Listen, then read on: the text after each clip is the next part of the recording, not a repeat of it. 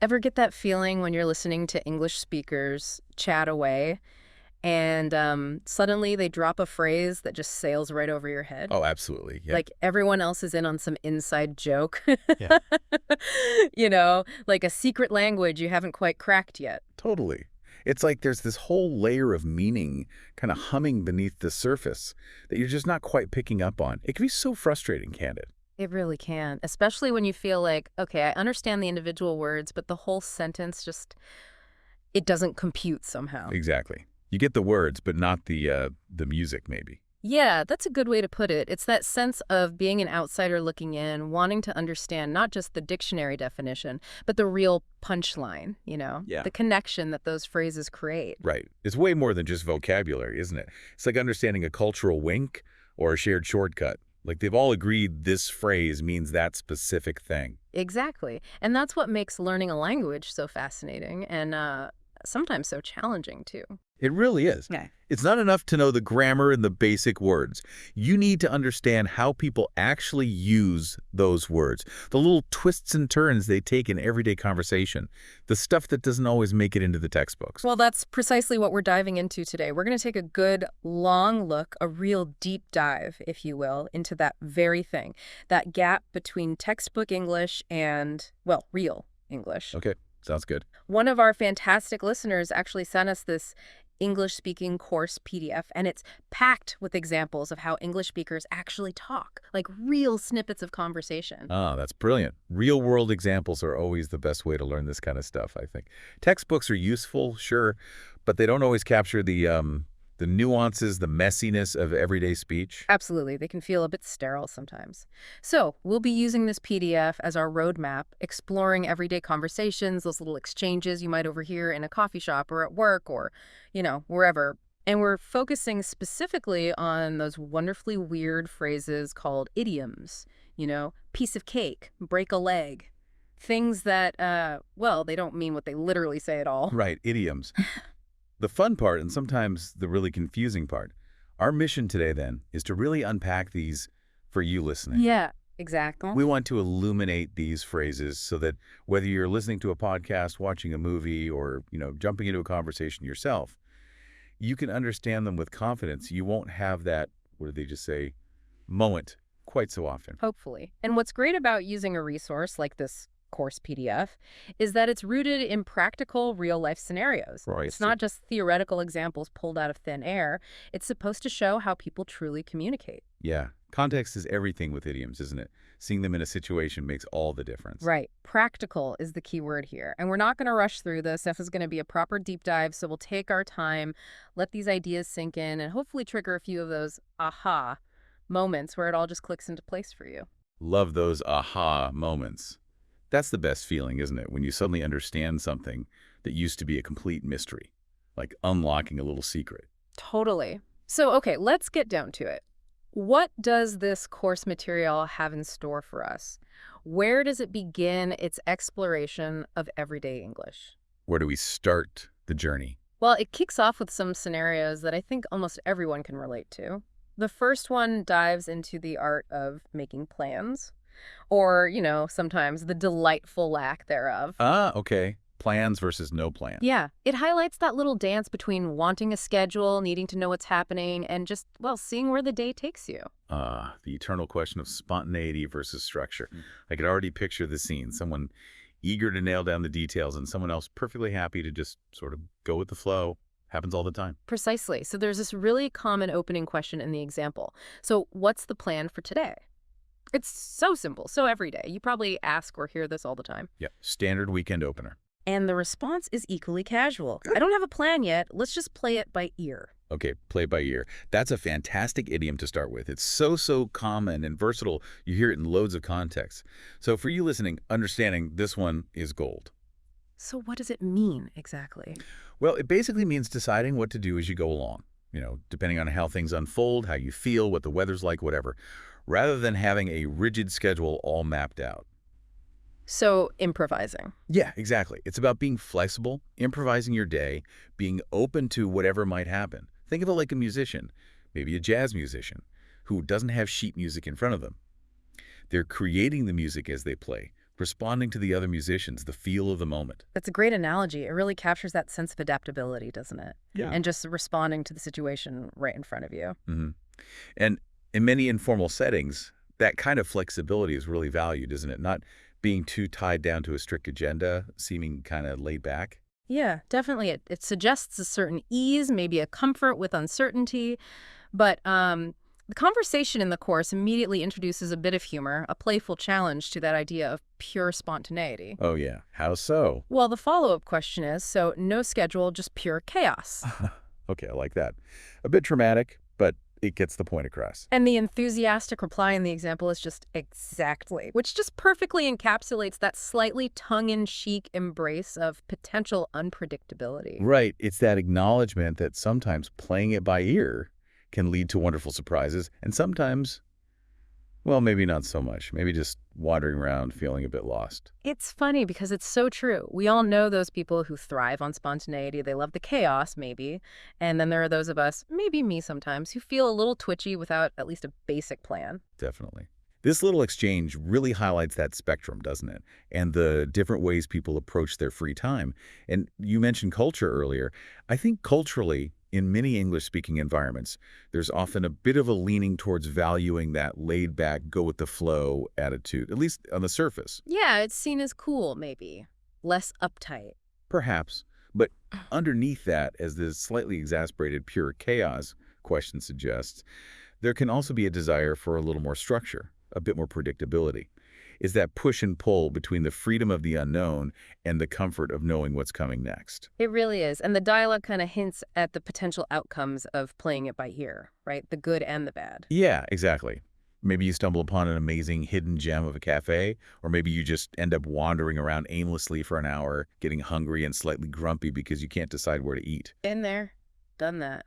It's the gamble of embracing the unplanned, isn't it? Sometimes it pays off beautifully, other times not so much. But the phrase itself, play it by ear, it captures that spirit of flexibility. A gamble that can definitely pay off sometimes. Okay, so from the realm of casual plans, the course takes a bit of a turn. It moves into a different kind of daily experience, one that often involves a lot more stress and probably a lot less spontaneity. Ah, yes, the pressure cooker of academic life, maybe. Or work deadlines, let me guess, exams, that kind of delightful anxiety. You nailed it. Exams. The next scenario involves a conversation between two friends, Jake and another person who is clearly in the throes of exam-related stress. You can almost feel the tension radiating off the page, you know. Oh, I know that feeling. This person says, I have 3 exams next week. I feel like my brain is going to explode. It's such a visceral way of expressing that feeling of being completely, utterly overwhelmed. Oh, that feeling of your mind being absolutely crammed full, just overloaded on the verge of just shutting down. We've all been there, haven't we? At some point. For sure. So Jake, in the example, bless his heart, tries to inject a little levity. He says something like, well, at least let it explode after you finish your coffee. Trying to be funny. Oh. How does that go down? Not well. Predictably, maybe. The friend's Oh. response is a very flat, not funny. Ouch. And it really underscores how timing is everything with humor, doesn't it?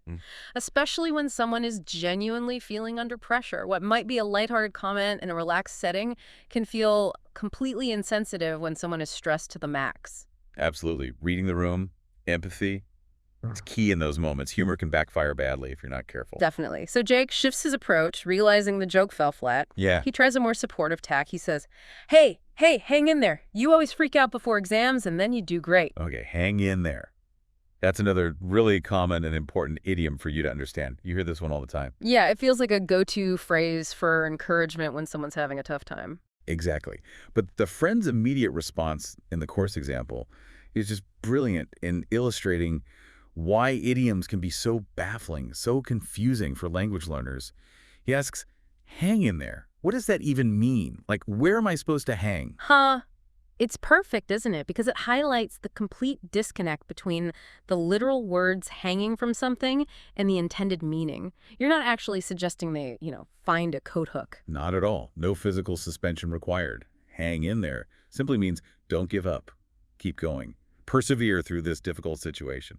It's like saying, stick with it, you'll get through this, keep pushing. So it's about endurance, resilience. Exactly. It's a message of support, of believing in their ability to overcome the challenge. It's about encouraging that resilience. But it's quite abstract when you think about it literally. Right. And the friend's literal interpretation just shines a light on that abstract nature of idioms. You need that shared cultural understanding, that exposure to how the phrase is used in context to really grasp its meaning. You can't always just deduce it from the words. Nope. And it also maybe captures that feeling of being so overwhelmed that you can't even process these common expressions. Like your brain is just too full for metaphors right now. Yeah, that makes sense.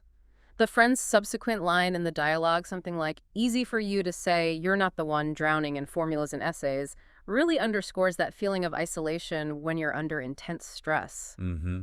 That feeling that no one else truly understands what you're going through. Even if they're trying to be supportive with phrases like, hang in there, it can sometimes feel a bit distant.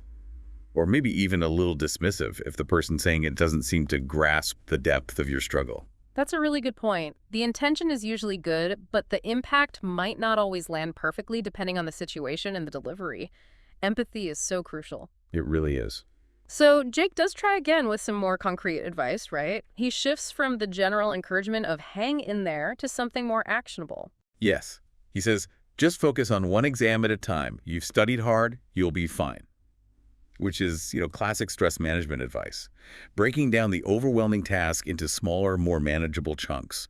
Always valuable. Definitely more practical than just hang in there, maybe. Okay, so from the pressures of academia, where does the course take us next? Let's see. Where else do we find stress? And maybe some weird phrases. To another very modern source of stress, and sometimes, yeah, amusement too. Technology. Ah, yes. The digital age and its many. The quirks. Let me guess. We're talking about the joys of software updates, user interfaces that mysteriously change overnight, and the eternal battle with our devices. The phone doing things you didn't ask it to do. You've absolutely hit the nail on the head there. The conversation opens with that familiar lament. Why do they keep changing everything? I just want to make a call. Is that too much to ask? It's the universal cry of the smartphone user, isn't it? Oh, definitely. Sometimes you just long for things to stay the same for 5 minutes, right? You finally figure out what the button is, and then poof, it's moved in the next update. Exactly. And then someone, Mark in this scenario, attempts to help with maybe slightly less empathy than ideal. He says, it's not rocket science, just swipe up and tap the phone icon. Ah, it's not rocket science. Yeah. Another really useful idiom, meaning it's supposed to be easy, it's not complicated. Right. But often, as this conversation illustrates, saying that kind of misses the underlying frustration, doesn't it? It can sound a little dismissive. It absolutely can. Mm. The annoyance isn't always about the inherent difficulty of the task itself. It's often about the constant, seemingly unnecessary changes that force us to relearn things we already knew how to do perfectly well.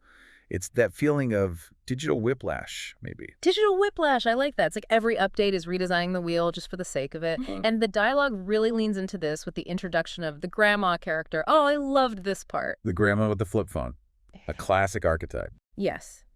Her reasoning for sticking with her old technology is just pure gold. According to the dialogue, it's because she was born before Wi-Fi existed. And because she's smart, she doesn't have to deal with 50 different updates just to send a text. Huh, that's brilliant. It's such a fantastic point, isn't it? Sometimes simpler really is better. Yeah. Less hassle, more reliable, does the one job you need it to do. Makes you stop and think about whether all these new features are actually genuine improvements in our daily lives. Totally. Like the whole facial recognition thing mentioned in the dialogue. Yeah, the character asks, why do I need facial recognition just to check the weather? And it really highlights that phenomenon of feature creep, doesn't it? Mhm. Just adding more and more bells and whistles, not necessarily because they improve the core functionality, but just because they can, or because the competition is doing it. Yeah. It's adding stuff for the sake of adding stuff. Complexity for complexity's sake, sometimes. And then there's that little touch of humor in the dialogue, the joke about your phone maybe not unlocking if you haven't had enough sleep and don't look your best. It's funny because it's also a little bit true, isn't it? That slight paranoia when it doesn't recognize you immediately. Is it me?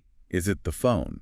Right. And then the almost throwaway line, the slightly cynical thought that comes up, Maybe they just want us to buy new phones every year. It's said jokingly in the script, but I think a lot of people can relate to that feeling of planned obsolescence or just being constantly nudged towards the latest model. Oh, for sure. That feeling that things are designed to not last or to feel outdated really quickly, it's exhausting keeping up sometimes. It really does tap into that shared experience of feeling like technology, which is meant to simplify our lives, sometimes just adds another layer of complexity and frustration. And it's not rocket science, while meaning it's easy, can sometimes feel like it dismisses that frustration. Context and tone are everything with that one, I think. Okay, so we've had planning, exams, tech woes. The course material mentions one more conversation in this initial set of everyday scenarios. What's the topic this time? Something pretty universal, I imagine. Absolutely. It's something that most of us have experienced at some point, maybe from both sides, being late for a movie. Ah, yes. The slightly awkward, tiptoeing entrance into a darkened theater, trying not to disturb anyone. Exactly. It starts with someone saying, quite pointedly, Tom, the movie started 15 minutes ago. You immediately know the situation. The tone is probably not thrilled. 15 minutes. Okay, that's significantly late. What's Tom's excuse? Let me guess. Traffic. Public transport. Bingo! Public transport, the classic urban delay, but the train was delayed, the go-to excuse for tardiness in many cities, Yeah, right? absolutely. Plausible deniability. But his friend is having none of it. They call him out directly, saying, you left your flat 5 minutes before the movie started, didn't you? Busted. Ah, the self-inflicted delay. We've all been there too, haven't we? Thinking we have more time than we actually do. Misjudging the journey time. Totally. So Tom, caught out, tries to smooth things over to justify his lateness with another very common idiom. He says, hey, better late than never, right? Trying to put a positive spin on it. Okay, better late than never. You hear this one a lot. It's such a common justification for being tardy, isn't it? It's that attempt to say, okay, I'm late, but at least I showed up. Isn't that better than not coming at all? Exactly. It's a way to try and minimize the negative impact of being late, maybe deflect a bit of the criticism. But his friend's reaction in the course dialogue is just perfect. They're not buying it at all. Oh, really? What do they say? Do they just roll their eyes? Even better, they say, I hate when people say that, and then they follow up with this brilliant piece of logic. It's true. Imagine if I didn't show up at all. That would be better. At least then I wouldn't have to sit in the front row like a maniac. That's so relatable. The dreaded front row experience in a movie theater. Yeah. Next train city. Especially if it's a big screen. Right. It perfectly illustrates why better late than never doesn't always provide the comfort people intend it to. Sometimes the consequences of being significantly late, like being stuck in the very front, staring up nostrils on screen, make you wish you just hadn't bothered at all. Especially for a rom-com on a giant IMAX screen, as the dialogue apparently mentions. The potential for neck pain and, as they jokingly say, emotional trauma is real. It's great hyperbole, but it makes the point really well. Sometimes being very late isn't actually better. Maybe staying home is preferable. So these initial conversations are fantastic, I think. They really set the stage well. They show these very relatable everyday interactions, the little moments of humor, frustration, planning, stress, and they cleverly weave in these idioms that you need to understand to truly grasp the full meaning, the subtext. Absolutely.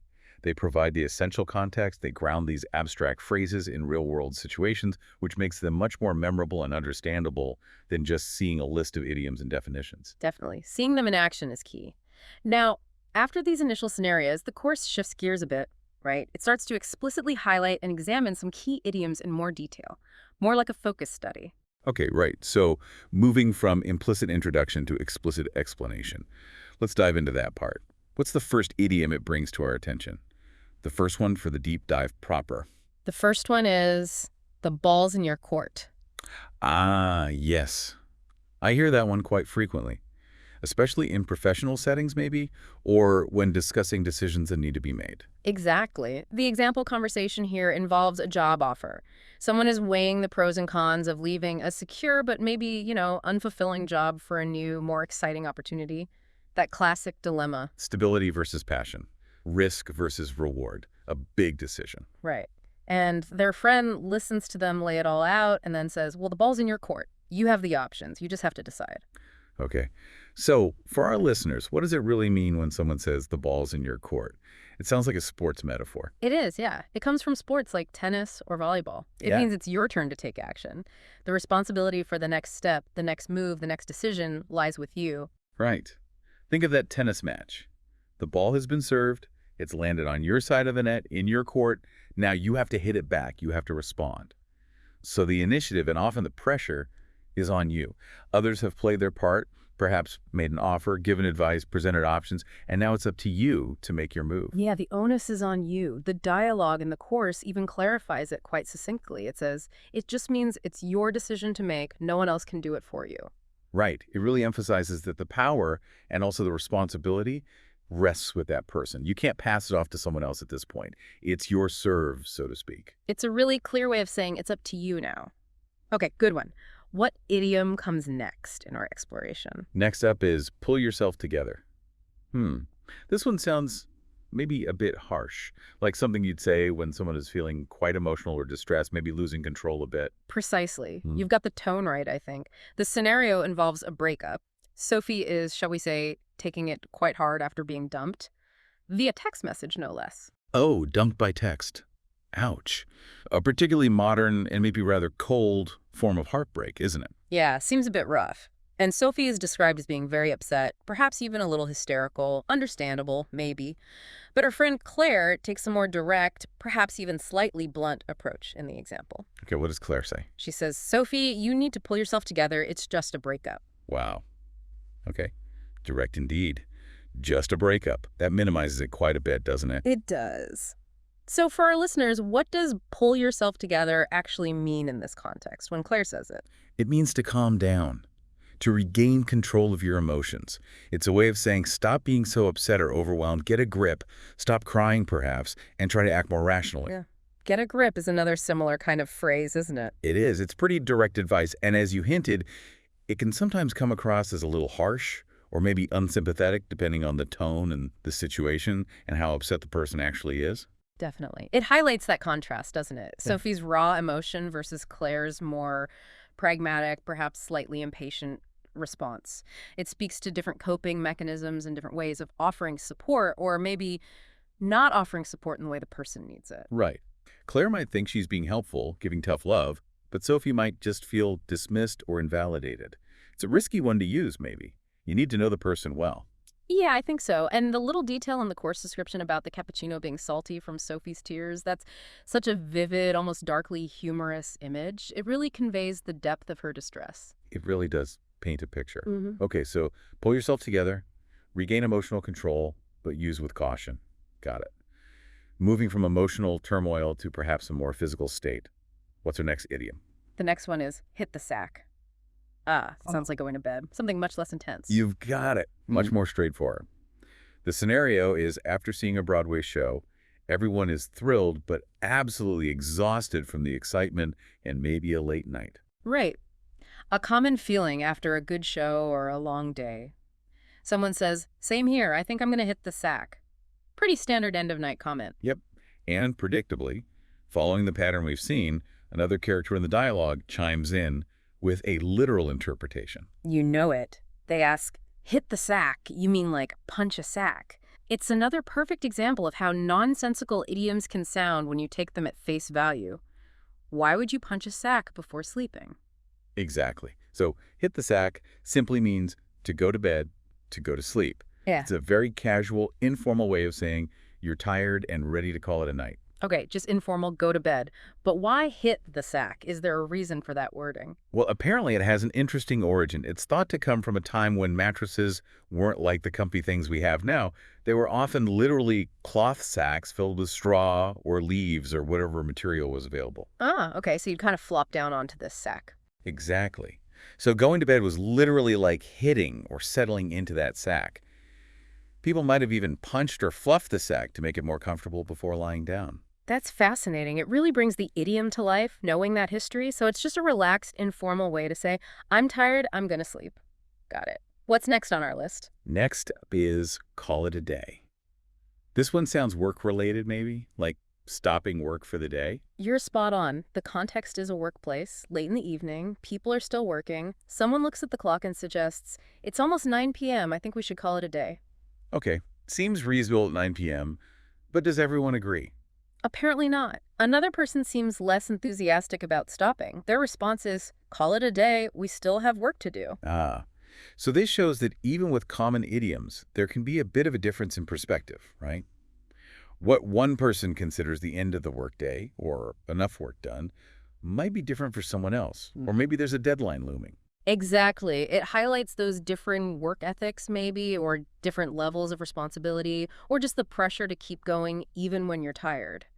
So, what's the core meaning of call it a day? It means to stop working on something for the day. You decide you've done enough or it's late enough and you'll finish it or continue tomorrow. It implies reaching a stopping point, for now at least. Right. The explanation in the course is clear. Call it a day it means we should stop working and go home. Pretty simple. And it touches on that important aspect of work-life balance, doesn't it? Knowing when to switch off, when to stop pushing and recharge. Overworking isn't always productive anyway. True.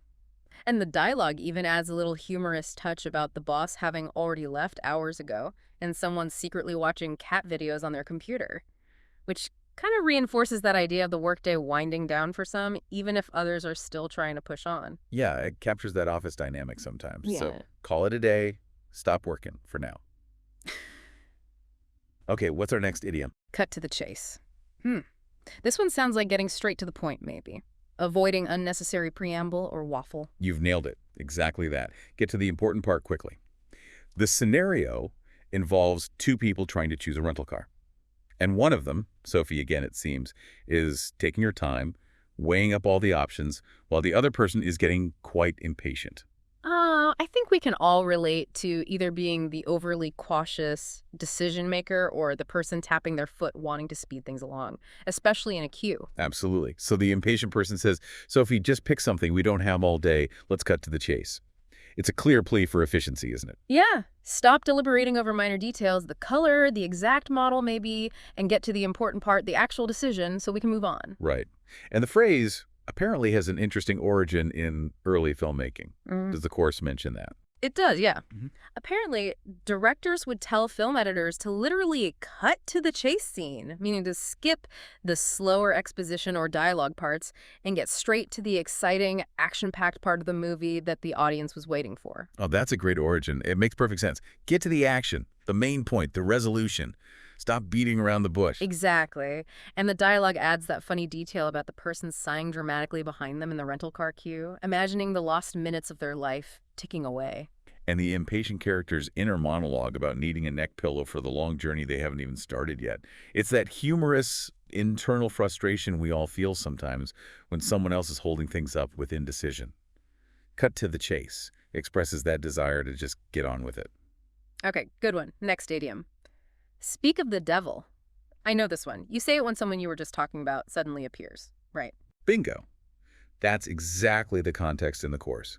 Friends are chatting, perhaps even gossiping a little bit about Olivia always being late, maybe complaining about it.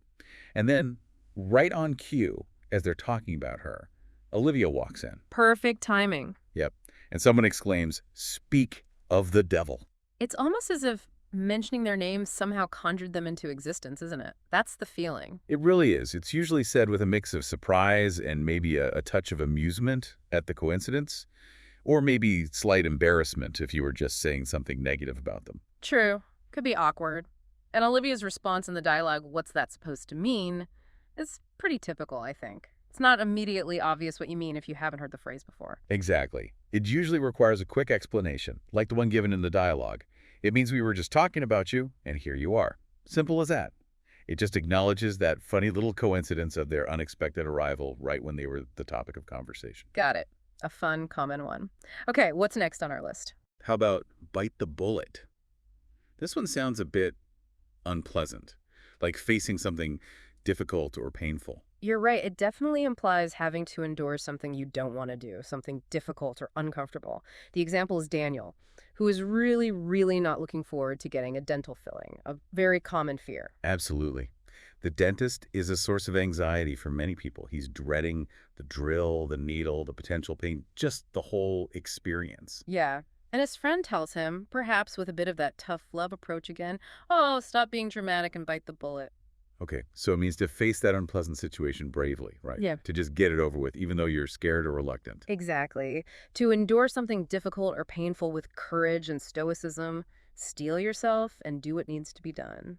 The origin of this idiom is quite striking, isn't it? The course mentions it. It is, yeah. Yep. It's believed to come from the time before modern anesthesia was widely available, especially like on battlefields. Yeah. Soldiers undergoing surgery, like having a limb amputated maybe, would literally be given a lead bullet to bite down on. Wow. Yeah, to try and cope with the immense pain, to distract themselves, to stop from screaming maybe. They would literally bite the bullet. Good grief. That really puts getting a filling into perspective, doesn't it? Suddenly doesn't seem so bad. Not quite the same level of agony, no. Yeah. So the idiom today means steeling yourself, preparing to go through something you'd rather avoid but know you have to do, like Daniel facing the dentist. And Daniel, in the dialogue, seems to grasp the meaning, thinking to himself that it means being brave even when you're scared. He gets the essence of it. Right. And his friend's suggestion that a root canal would be much worse is a classic way to try and reframe the situation, isn't it? Making the current unpleasantness seem less daunting by comparison. Perspective is everything, isn't it? Okay, that's a rather intense one with a grim origin. How about something a little more serene? Something nicer? Let's hope.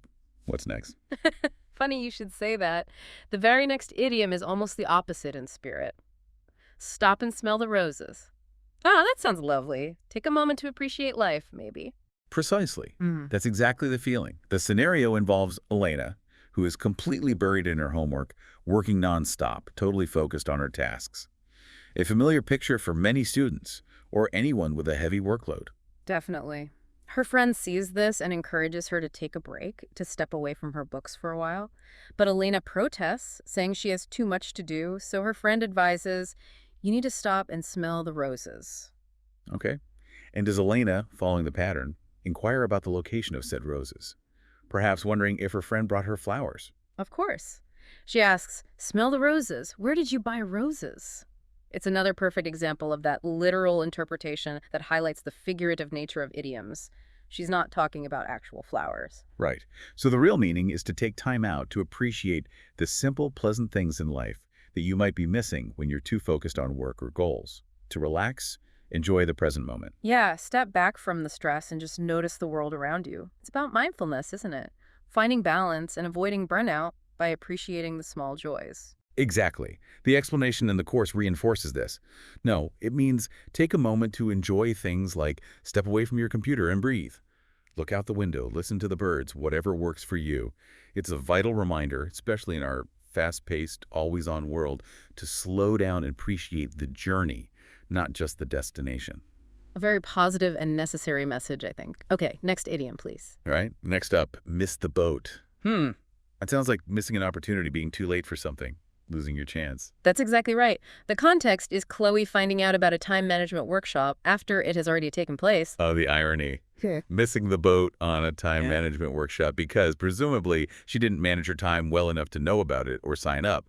That's quite funny. Definitely a bit of a comedic timing issue there. So her friend tells her, oh man, you missed the boat on that one, expressing that she lost out. And Chloe's response, Let me guess. Missed the boat? What boat? Where was it going? pretty much. Missed the boat. What boat? Another perfectly logical but literally incorrect question. So, miss the boat means you've missed your chance.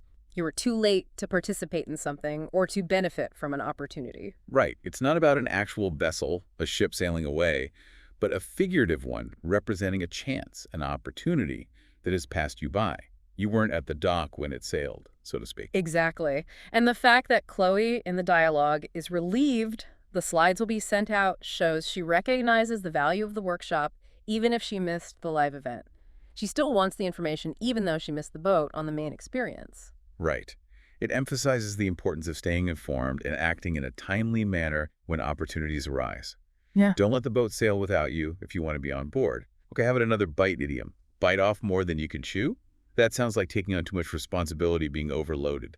Spot on. That's exactly it. The scenario involves Ethan, who is completely overwhelmed with tasks for various projects. He's got an essay, a report, a presentation, all looming at once. Sounds like a recipe for stress. Definitely. Juggling too many things.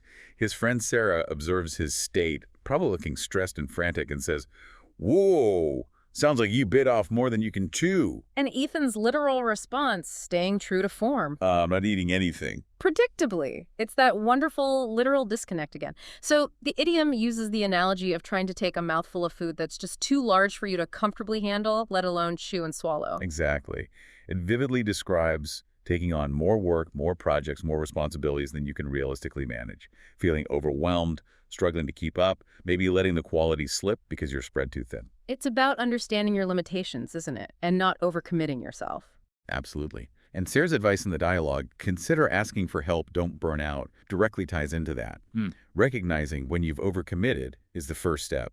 And then the next step is often needing to seek support, delegate, or readjust your commitments. Don't just keep trying to chew that enormous bite. Very practical advice linked to a very descriptive idiom. Okay, what's next on our list? Something social, maybe. Let's see. Yes, break the ice.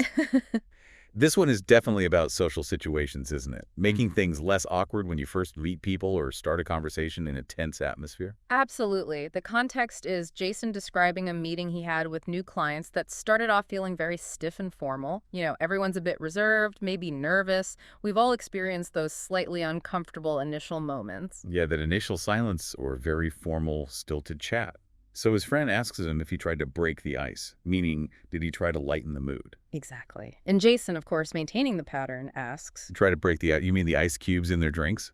it's a classic. So good. So breaking the ice means doing or saying something to ease the tension, start a conversation flowing more naturally, and make people feel more relaxed and comfortable with each other, especially when there's initial awkwardness or shyness. Right. It's about creating a more friendly, open atmosphere. Yeah. Getting past that initial frozen state, you might say. Exactly. It's about initiating a friendly interaction. The dialogue gives examples like asking about their weekend, commenting on the weather, those classic low-stakes conversation starters that help to build rapport without being too intrusive. Small talk with a purpose, essentially. Yeah. Create a connection and reduce that initial awkwardness or formality. And the advice about telling a joke comes with a very important caveat in the dialogue, doesn't it? Yes. Very important. Make sure it's actually funny. Because a bad joke or an inappropriate one can definitely make things more awkward, not less. It can freeze the atmosphere solid rather than break the ice. Risky strategy indeed. Best stick to the weather, maybe, unless you're a common genius. Okay, moving on to an idiom about accuracy. Getting something just right. That would be hit the nail on the head. Yes. This means getting something exactly right, perfectly identifying the problem, or stating the key point with precision. That's the one. The example is feedback on a presentation. Someone feels like something is missing, that it's not quite hitting the mark, and the other person listens and then strongly agrees with a specific point made, saying, "You hit the nail on the head. That's exactly the problem." Right. It conveys a sense of precision, like striking a nail perfectly with a hammer driving it straight in. Accurate, direct, effective. A very satisfying feeling when someone says you've done that, isn't it? Definitely. It means you've understood or articulated something perfectly. And as we've come to expect, the literal question arises in the explanation part. What does a nail have to do with this? Prompting the explanation about being exactly right. It's a really strong way to express agreement and to validate someone's insight or observation. Much stronger than just saying, "I agree." Okay, how about an idiom related to cost? Something expensive. Got one right here. Costs an arm and a leg. Ah, yes. This means something is incredibly expensive, outrageously pricey, hyperbole central. Exactly. Hyperbole at its finest. It's not literally going to cost you body parts. The example is Linda, who buys a very fancy new coffee machine. Her friend sees it and remarks, "Wow, that's fancy. It probably costs an arm and a leg." Implying it must have been ridiculously expensive. And the literal query in the explanation part. Is about the specific limbs, yes. Questioning the odd comparison, why an arm and a leg. But it's just a figure of speech, of course. It means it's so expensive, it's as if you had to give up something incredibly valuable, like limbs, to afford it. Right. It emphasizes the extreme cost. The dialogue then playfully applies it to the exorbitant cost of rent these days, making a comparison, and questions whether the coffee machine was truly worth such a high price relative to other major expenses. Yeah, it makes it relatable to everyday financial considerations.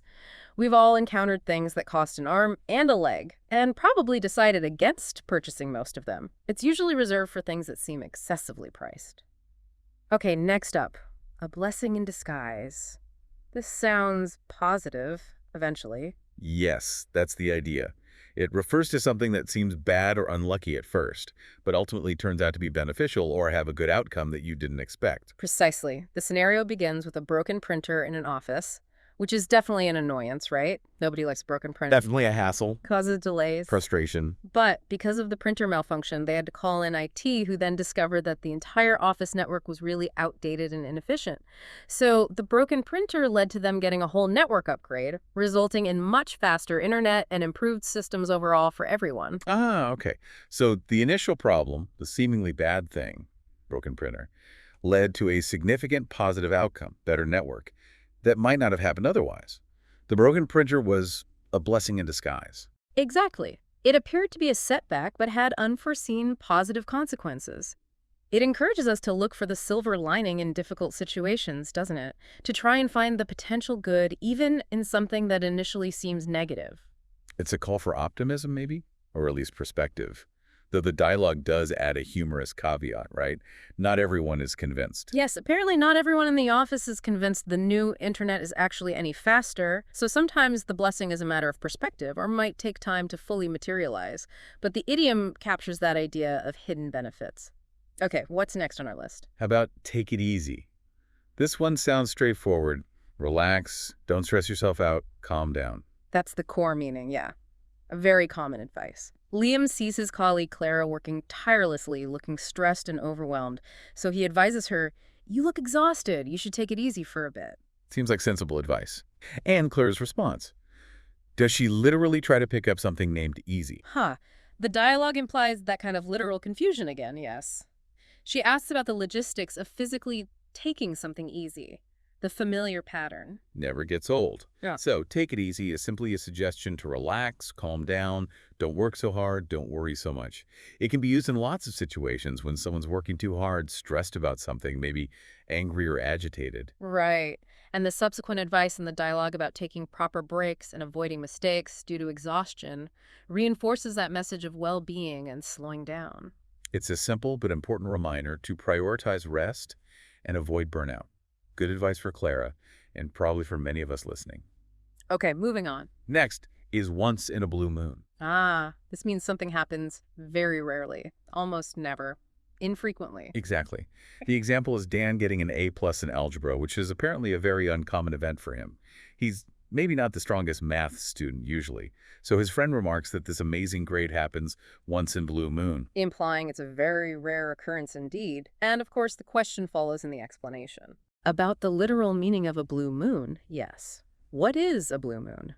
Leading to the explanation that it's a figure of speech for something extremely infrequent. And it does have a connection to actual blue moons, doesn't it? The astronomical phenomenon. Yes, it does. It refers to the second full moon occurring within a single calendar month, which doesn't happen very often, typically only every 2 to 3 years. Right. So because these double full moons are relatively uncommon, the phrase evolved to describe anything that happens very rarely. It adds a bit of colorful imagery to simply saying rarely or seldom.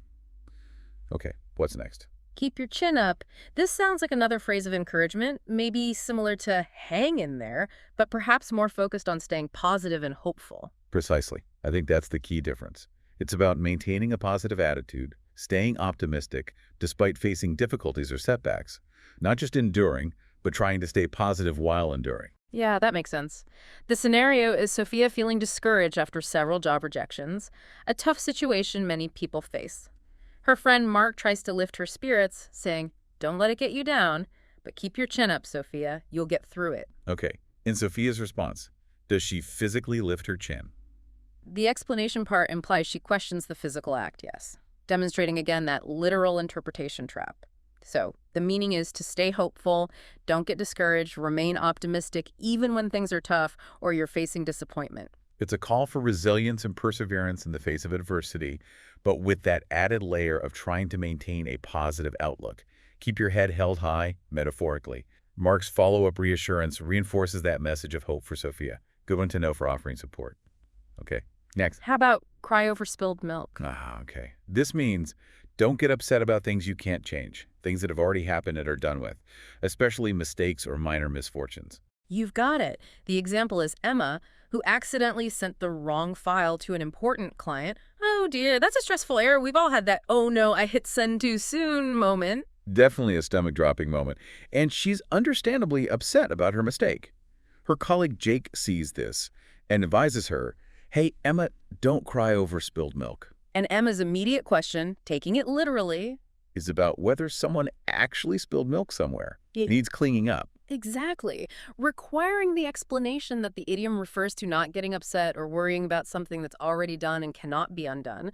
Like spilled milk, once it's spilled, there's no use crying about it. You can't unspill it. It's already on the floor. Right. The focus should be on what to do next, cleaning up the mess, or in Emma's case, fixing the error, Yeah. sending the correct file, maybe apologizing. It's about being solution-focused rather than dwelling on the past mistake. Exactly.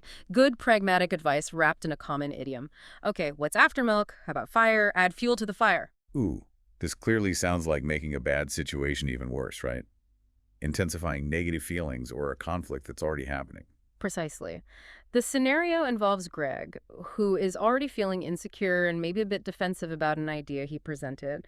Perhaps it didn't get a great reaction initially. Okay, so he's already feeling vulnerable. Yeah.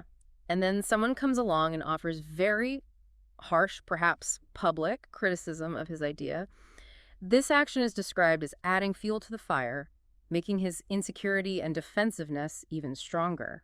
The analogy of pouring gasoline or logs onto flames is a powerful one, isn't it?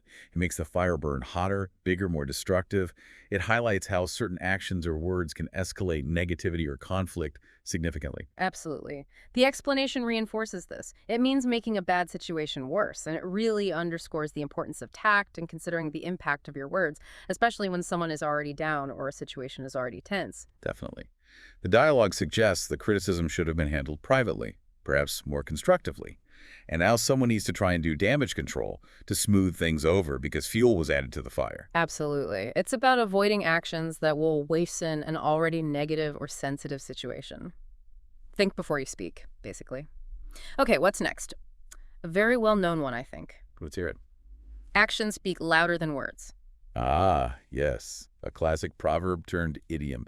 This means what you do, your behavior, your follow-through, is more important and more believable than what you just say or promise. Exactly. Proven performance is more convincing than just making claims. Talk is cheap, as they say. The context is preparing for a client presentation. Hannah reminds Ryan that showing the client a sample of their actual work or a successful case study will be far more effective than simply talking about how great their skills are. Right. It's about demonstrating your abilities, providing tangible evidence rather than just making verbal assurances. Tangible results carry more weight and build more trust. A timeless piece of wisdom applicable in many aspects of life, relationships, work, politics. Definitely. Show, don't just tell. Okay, keep them coming. How about time flies? Pretty simple one. Oh, yes. Very common. Time passes surprisingly quick, especially when you're engaged in something, busy, or maybe having fun. That's it. The example is Rob studying with a friend. They get absorbed in their work, and suddenly one of them looks at the clock and is surprised by how late it has become. He remarks, "Wow, is it that late already?" And his friend replies with the classic, almost automatic response, time flies when you're busy, huh? Or time flies when you're having fun is another common variation. Right. The explanation simply confirms that it means time passes quickly. It's a universal experience, that feeling of the hours just slipping away without you realizing it. Happens all the time during these deep dives, actually. Well, certainly can. Yeah. Okay, next idiom relates to risk, you said. Yeah. Don't put all your eggs in one basket. Okay, this is about diversification, right? Not relying on a single plan or investment or option. Spreading the risk. Exactly. It's a warning against concentrating all your resources or hopes or efforts on just one thing, because if that one thing fails, you lose everything. If the basket breaks, all the eggs smash. Right. The example involves someone relying on a single solution to a complex problem, and the advice given is essentially this idiom encouraging them to develop backup plans or explore alternative approaches. Don't assume plan A is foolproof. The visual of a basket full of fragile eggs is quite effective, isn't it? If you drop that one basket, disaster. It's much wiser to spread the risk, carry your eggs in several baskets. It's sound advice for investments, job applications, projects, even dating, maybe. Maybe so. Yeah. Having alternatives reduces vulnerability. Yeah. Okay, how about a slightly strange one? You mentioned this earlier. I'm ready. Break a leg. Yes. The classic theatrical good luck wish. That sounds like the exact opposite of what you want to actually happen to someone. Very counterintuitive. Totally. The example is Lena wishing her friend Ryan good luck before he runs a marathon. She says enthusiastically, "You'll do great. Break a leg." And Ryan's reaction is understandably confused, presumably, like, why would you wish me injury right before a race? Absolutely. He questions why she would wish him harm. It perfectly illustrates the counterintuitive nature of this idiom. So, despite sounding negative, maybe even hostile, it's a standard, traditional way to wish someone good luck. Especially before a performance, acting, singing, playing music, but it's often extended to other challenging events like exams, interviews, presentations, or in this case, a marathon. So, why? Why say something that sounds so negative? Does the course give any reasons? It touches on the theories. One common idea is theatrical superstition that saying good luck directly is considered bad luck, tempting fate. So you say the opposite to ward off misfortune. Ah, like reverse psychology on the universe. Kind of. Another theory is that it relates to performers bowing deeply after successful applause, bending the knee so much it looked like they were breaking the line of their leg. Or maybe it relates to getting paid only if the show was a success, meaning you broke into the cast list that got paid. The origins are a bit murky. Fascinating theories, though. Whatever the true origin, it's a very common and quirky idiom to know. Definitely don't take it literally if someone says it to you. Please don't. Okay, how about something utterly impossible next? Moving from quirky good luck to pure fantasy. That sounds like when pigs fly. Yes, meaning never. Something that will absolutely not happen, ever. It's used to express strong disbelief or to dismiss something as completely unrealistic, utterly impossible. Right. The example is someone mentioning a rumor, maybe wishful thinking, about their company giving everyone Fridays off work. Permanently. Sounds like a dream, but maybe not very likely in most places. Exactly. So someone reacts to the suggestion with extreme skepticism, maybe a snort, and just says, "Yeah, right, when pigs fly." The image itself, pigs with wings, flapping through the sky, is so inherently absurd, so impossible, that the meaning is instantly clear. It's a humorous and very effective way to say that will never ever happen. Strong dismissal. Definitely gets the point across. Okay, shifting gears from impossible scenarios to putting in extra effort. Next up, go the extra mile. Okay, this sounds positive, Well, like doing more than necessary. exactly. It means doing more than what is required or expected, making a special effort, putting in additional work to achieve a better result or to impress someone. Right. The example is a friend encouraging Chris on his presentation. He's done the basic work, but the friend suggests he go the extra mile. Maybe add more research, create better visuals, practice more to really impress their teachers and get a top grade. So it's about exceeding expectations, showing initiative, striving for excellence rather than just doing the bare minimum. Exactly. It's that additional effort, that willingness to do more that can really make a difference and help you stand out. A very positive idiom that encourages dedication and commitment. Good one for work contexts or personal projects. Okay, we're getting towards the end of our list now, I think. Almost there. Just a few more. How about on thin ice? Ooh, that sounds precarious. Like being in a risky or dangerous situation. Yeah, In trouble. precisely. Being in a vulnerable position where you could easily get into trouble or face negative consequences, your standing is fragile. The example is Jim, who has been procrastinating on an important report for his boss. The deadline is looming, or maybe past, and his boss is likely to be very unhappy. Not a good position to be in. Nope. So he's described as being on thin ice with his boss. One wrong move or just the discovery of the delayed report could lead to serious trouble. The vivid image of walking on ice that might crack at any moment really conveys the precariousness, the danger of his situation. You need to tread very carefully when you're on thin ice. It's a great metaphor for being in someone's bad graces or being in a situation where you're close to facing negative repercussions. You feel the tension. Okay, what about secrets? Any idioms for revealing secrets? That leads perfectly to the next one. Spill the beans. Ah, yes. This means to reveal a secret, often unintentionally or maybe indiscreetly, to let out information that was supposed to be kept confidential. That's the one. The classic scenario in the example is Ryan accidentally revealing the plans for a surprise party to the person the party is for. Oops. Oh no, the cardinal sin of surprise parties. It happens so easily, doesn't it? You get excited, you forget who knows what. Totally. So Ryan says something he shouldn't have, realizes his mistake immediately, and then exclaims, "Oh no, I wasn't supposed to tell you, I spilled the beans." It implies an accidental disclosure, letting the secret slip out. Is it always accidental? Or can you spill the beans deliberately? Hmm, good question. Usually, it implies accidentally or perhaps carelessly revealing something. If you deliberately reveal a secret, especially something sensitive, we might use stronger terms like betrayed a confidence or leaked information. Spill the beans often feels a bit lighter, more like a slip-up. It's similar in meaning to letting the cat out of the bag. Ah, right. Another great idiom for revealing secrets. So, spill the beans often carries that sense of mild embarrassment or regret at having let the secret slip. Okay, just a couple more according to our list from the course. Looks like it. Next is jump on the bandwagon. This refers to joining something, an activity, a trend, an opinion, simply because it's popular or trendy because everyone else is doing it. Right. Following the crowd, often without much individual thought or deep conviction, hopping aboard because it seems like the popular thing to do. The example is someone signing up for a fitness challenge that has become very popular on social media recently. Okay, and the comment made is that they are jumping on the bandwagon. Is it usually negative? Does it imply they're not genuinely interested? It can sometimes carry a slightly negative connotation, yeah. It can suggest a lack of originality or that the person is easily influenced or maybe that their interest is superficial and won't last. Like they're just doing it because it's fashionable right now. But not always negative. Not always. Sometimes it's just participating in a shared experience, joining in the fun, which can be perfectly fine. It really depends on the context and the tone of the speaker. But the core meaning is joining something primarily because of its current popularity, rather than a deep-seated personal interest. Got it. Joining the trend. Okay, last one on our list from the course. The tip of the iceberg. This signifies the small, visible part of a much larger, hidden problem or situation. What you see is only a fraction of the whole story. Precisely. A very visual metaphor. The example involves discovering a minor budget issue at work, maybe a small overspend in one department. But the suspicion is that this small problem isn't isolated.